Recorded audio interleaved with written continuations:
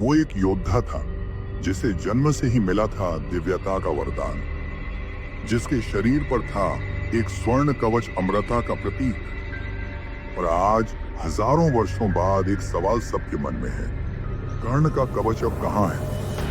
आइए चलें एक रहस्यमयी यात्रा पर। उस त्याग, प्रेम और छल की कथा में गंगा की शांत धाराओं पर एक टोकरी तैर रही थी। उसमें था एक दिव्य शिशु जिसकी छाती पर चमक रहा था स्वर्ण कवच। यह कोई साधारण बालक नहीं था, यह था कर्ण, सूर्यपुत्र, एक ऐसा योद्धा जिसे जन्म से पहले ही मिल गई थी अजेयता। कर्ण बड़ा हुआ पर राजसी अधिकारों से वंचित। एक सूत पुत्र होने का कलंक उसके भाग्य पर चिपका दिया गया। जब वह धनुष उठाता तो समाज हंसता, पर कर्ण न रुका, न झुका, क्योंकि वो जानता था मेरे पास है सूर्य की शक्ति और आत्मा में है स्वर्ण कवच।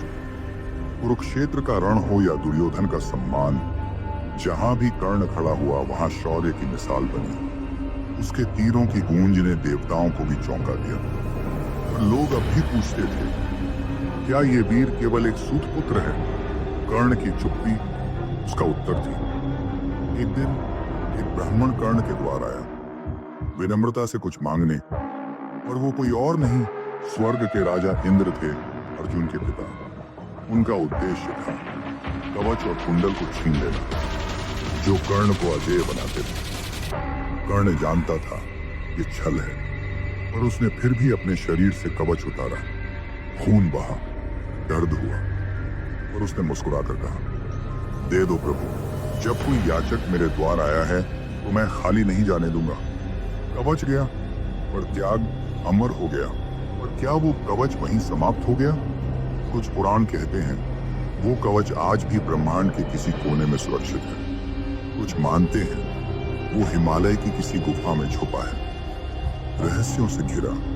किसी योग्य आत्मा की प्रतीक्षा में आज भी एक स्वर्ण प्रतिमा खड़ी है, जिसकी आंखों में है वीरता और हृदय में प्यार।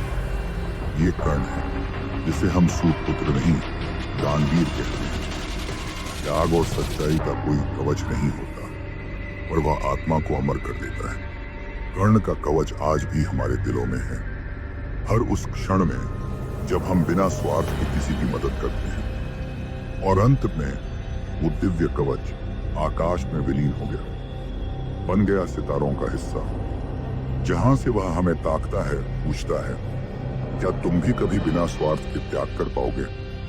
स्वर्गीय ग्रंथों में अब लिखा जा चुका है, एक योद्धा था जिसने कवच नहीं त्यागा, बल्कि अपने अहं का त्याग किया। वो कर्ण था, और उसकी गाथा अमर है। त्याग का कोई मोल नहीं होता, पर उसकी गूंज अमर होती है। कर्ण